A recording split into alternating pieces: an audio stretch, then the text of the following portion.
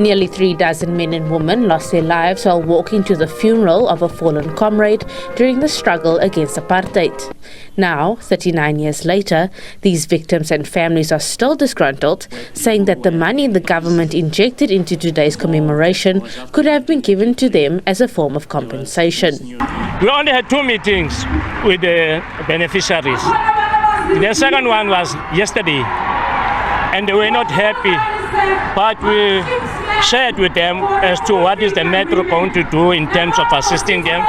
We shared with them what is the province going to do in assisting them. However, they felt that, look, there's money injected in this particular program. And what they've heard, there's a number of people, community and so forth that's going to benefit out of this particular program, which money was injected by the province.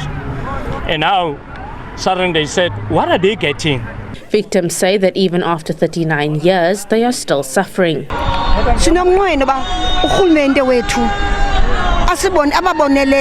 We hope that the government does something for us as the victims. We plead that the government listens to us, as all South Africans are victims of the past.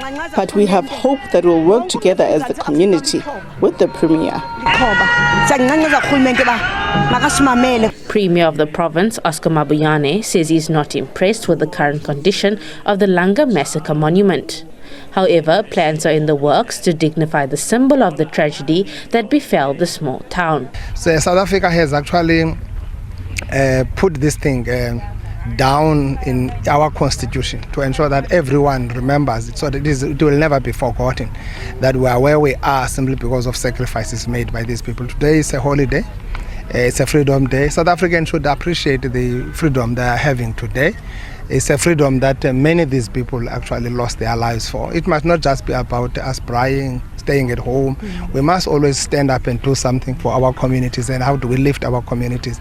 Not everything will be done by government. Mabuyane promises that in the 40th commemoration of this tragedy, change will be visible to both the families of the victims and the monument itself. Kim Daniels, SABC News, in Kariega.